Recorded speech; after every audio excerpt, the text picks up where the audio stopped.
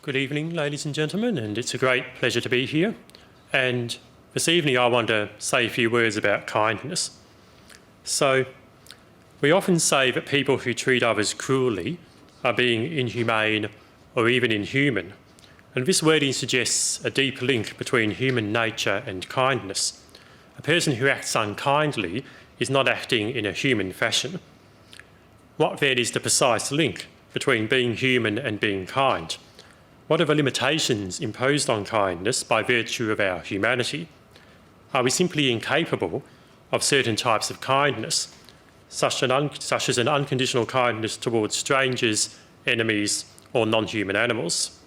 Philosophers have long debated this issue, and I want to begin with two contrasting viewpoints. So the German philosopher Friedrich Nietzsche has this to say about kindness in his book on human nature, Human or Too Human. Kindness and love, he says, the most curative herbs and agents in human intercourse, are such precious finds that one would hope these balsam-like remedies would be used as economically as possible. But this is impossible. Only the boldest utopians would dream of the economy of kindness. So what does Nietzsche have in mind when he questions the possibility of the economy of kindness?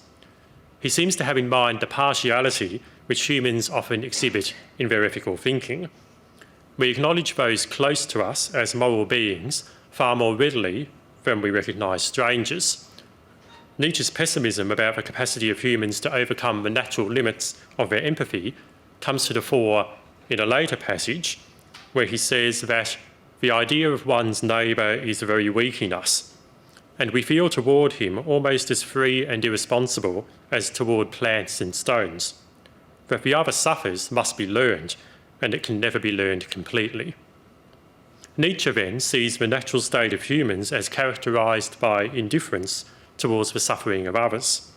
Compassion, on his view, must be learned, and the difficulty of learning and retaining it makes kindness towards others very tenuous. There is, as such, a deep futility in our efforts to extend kindness beyond our immediate circle. We may profess to believe in universal kindness, but this reflects hypocrisy rather than a genuine and deep-seated commitment. The true economy of kindness, then, is impossible to imagine. We have, however, sometimes tried to imagine it, and the most radical economist of kindness was Jesus, who commanded us to love your neighbour as yourself. The true radicalism of Jesus' teaching comes through not merely in the neighbour principle itself, but in his answer to the follow-up question, who is my neighbour? Or, as Cain asks in Genesis, am I my brother's keeper? Jesus' uncompromising answer is that your neighbours are not just your local community, but the whole of humanity. I have other sheep that are not of this fold. I must bring them also, and they will listen to my voice. So there will be one flock, one shepherd. The economy of kindness therefore extends to strangers and even your enemies. Love your enemies. Do good to those who hate you. Jesus then was the radical utopian whom Nietzsche no doubt had in mind. He taught that humans, despite their fallen nature, could fruitfully be guided by a new commandment based on universal love. Nietzsche, by contrast, thought that such exhortations were futile.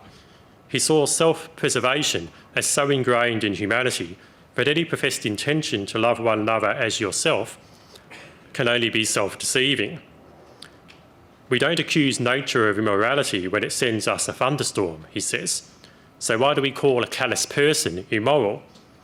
Here then we have two contrasting views of human nature. Who is correct, Jesus or Nietzsche? Is it good or bad to dream of the economy of kindness? And it seems to me that Jesus has the better view.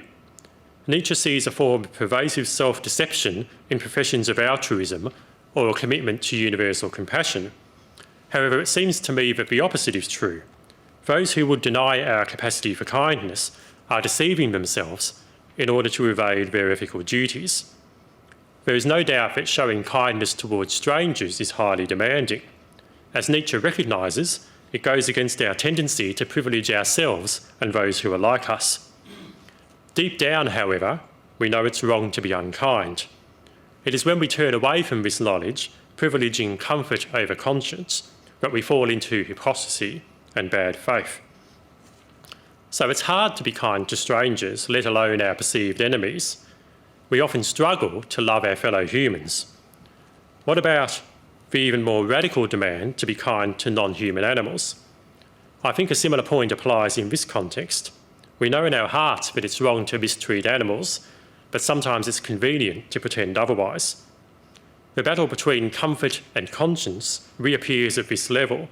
We desire to deceive ourselves. We weave elaborate ruses. We conspire to evade our responsibilities. This sort of self-deception occurs on an individual basis, but it also has an important cultural dimension. There is often a form of cultural rationalisation at work in these types of contexts. We find ways as a community to patrol the margins of our ethical world.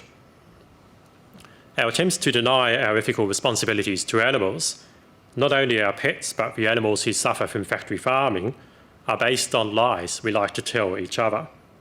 We are like people casting around for reasons to evade an inconvenient suspicion.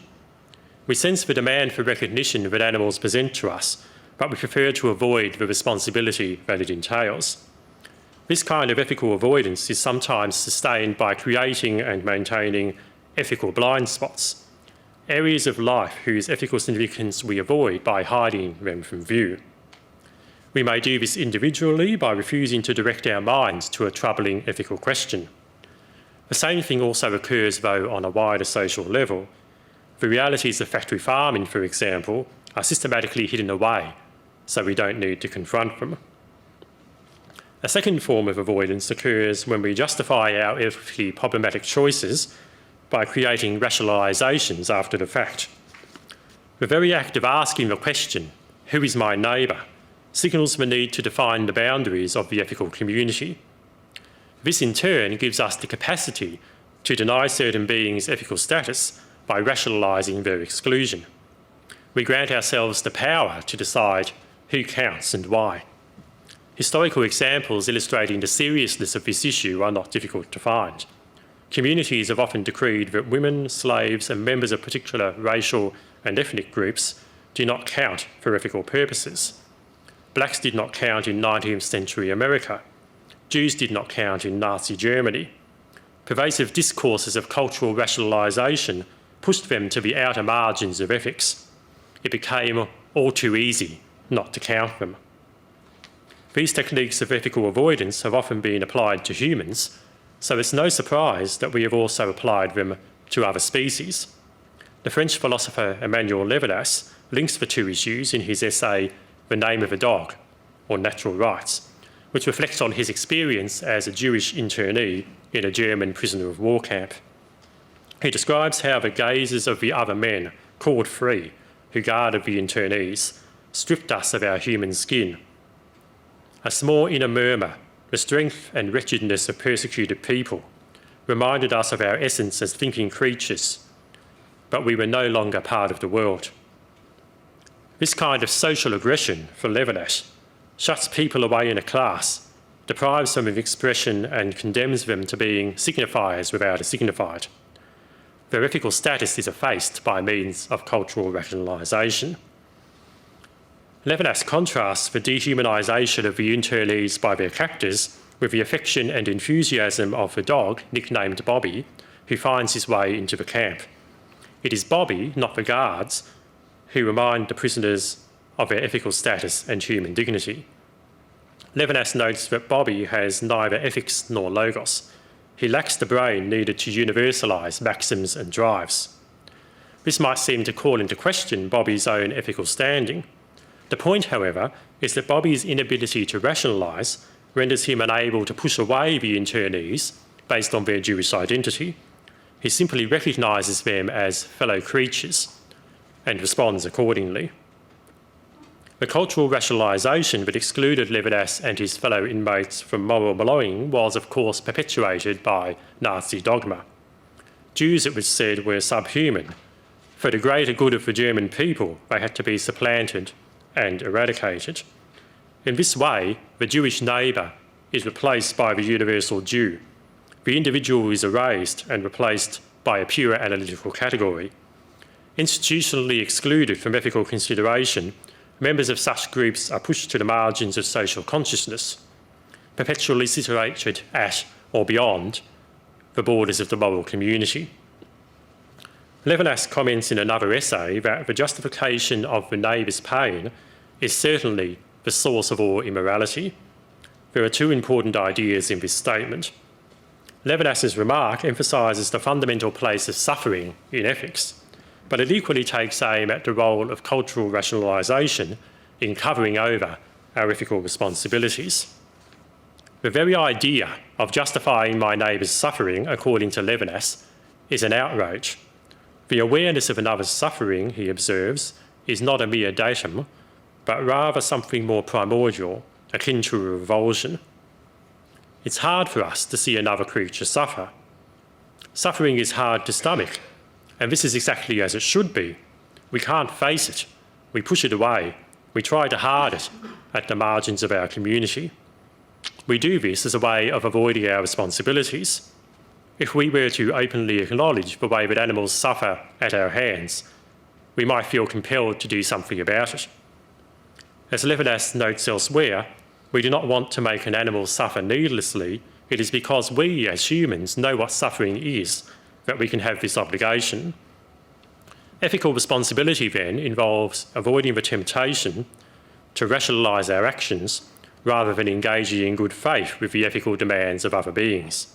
This is the radical challenge posed by the economy of kindness. We have become very good, terrifyingly good, at obscuring the suffering of animals. The factory farm is far removed from the typical consumer. People don't know and choose not to discover how their meat is produced. Many people continue to believe that meat is necessary for human nutrition, although millions thrive on vegetarian or vegan diets. We exploit the distance we have established from intensively farmed animals to keep them at the margins of our ethical lives. We are, in short, far too easy on ourselves. We live comfortably with things that should be hard to live with. A person becomes our neighbour when we are familiar with their suffering. Thin walls make good neighbours. A neighbour who is close by is harder to live with, but an ethical life was not meant to be easy. Nietzsche then was partly right, that the other suffers must be learned, and it must be relearned, again and again. The neighbour principle lies deep within us, but is far too easily forgotten. We must do our moral calisthenics, practice and nurture our natural revulsion towards the suffering of other beings. We must invest in sympathy, mix it with our labour, trade in it, grow it, give it value, spread it around. We must circulate love like we circulate money. We must allow it to work from within to shape and direct our institutions. And that will be the true economy of kindness. Thank you very much.